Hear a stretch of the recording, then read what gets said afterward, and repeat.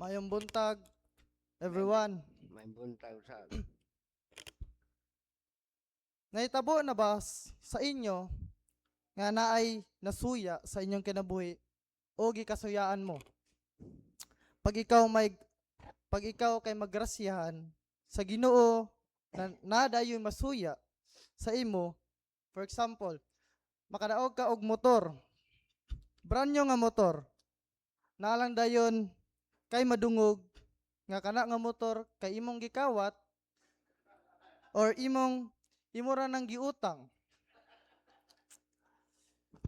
Na rin mo ingon napoy mo ingon nga kana siya is nangutang ra og motor katong iyang utang sa ako nga bisag 100 ra wala niya gibayran bisag dugay na to. Napoy uban nga mag-threaten sa imong kinabuhi nga ikaw mahimong pildido o hilain ka paubos kasagaran sa ato nahitabo na naa sa atong kinabuhi. Mga igsoon, the gospel shows the miracle of Jesus sa usa ka tawo nga gibuhi ni Jesus nga nagnganlan Lazarus. Then many of Jews kay niadto kay Maria ug nakasinati sila sa gibuhat sa Ginoo nga misugod pagsalig kanila. Pero ang uban sa ila kaniadto sa Parisiyo para isaba ang gibuhat sa Ginoo. Sumauto kay nakasinati man tong mga Diyo nga nakakita sa gibuhat sa miracle ni Jesus, natandog ang ego o garbo sa uban sa Diyo. Nagtawag sila og meeting and then they planning to kill Jesus. So they start training Jesus because of Jesus did nga nag-ayo sa mga naysakit. They threatened by Jesus' works. And they threatened by how Jesus followed by people. Maadlok sila malabuan sa Ginoo. Maadlok sila nga ang mga tao di mutuo sa ila. Kay kang Hesus na sila mupadong tanan. Kasagaran sa ato, natay batasan nga inana. Gusto ta mapansin o natay batasan nga may matang attention seeker.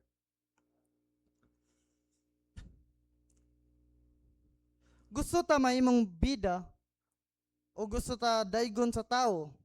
Like mastira ni mo or mastira ni Luy dadto nga iyang gibuhat oy. Kay lami man jud na sa feeling labi na ang i-daygon ta. Pero mga igsoon, always put in our mind or heart nga ang tanan nga nahitabo sa atong kinabuhi mamaayo man o dili,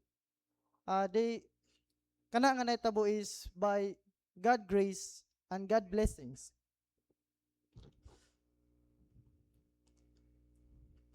Dapat mahimo tang thankful pod sa atong Ginoo labi na kay maayo siya sa ato bisag kita makasasala. God will always forgive us bisag kita dili ang ngayan pasayloon kay kita makasasala.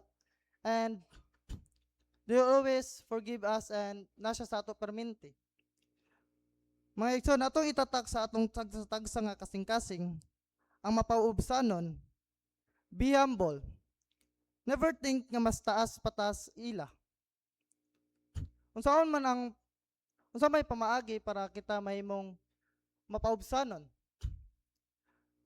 Mga igsoon, atong unaw-naon nga sa atong kinabuhi dapat natay Ginoo og di ta magunaw na nga ang tanan nga atong gibuhat is sa atong kaugalingon lang nga pagpaningkamot.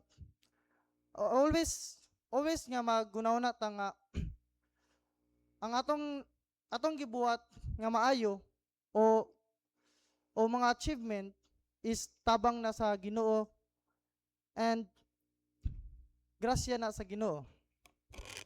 Balik ta sa gospel.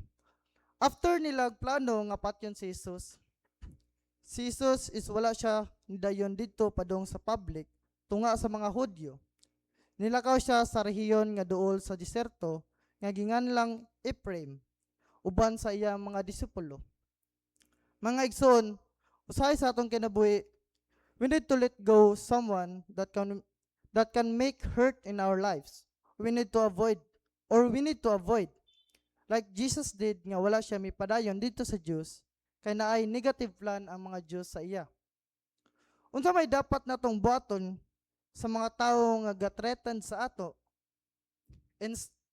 instead nga ato silang suklan or ato silang planuhan nga manimanlos, i-pray na lang nato sila and let God works for them. Ay sa taasan sad natong atong garbo, di na noon na mahuman ang away, kay away man na mapadulong. And all we need to do is to pray for them and forgive them. Kabalo ko nga lisod mo pasaylo sa tao nga atong kaaway. And mapasaylo man kita pero lisod ang tinuray nga mo pasaylo. Labi na sa atong kaaway. In Matthew 5:44, but I say to you, love your enemies, bless them that curse you, do good to them that hate you, and pray for them which spitefully use you and persecute you. Mga igsoon, atong una-unaon nga ang magpasaylo is makahatag nato na og peace in our mind and gaan sa tong kasing-kasing. Og mo na akong wali karon, so inaunta nga kamo may makatunan og mahimbun ka.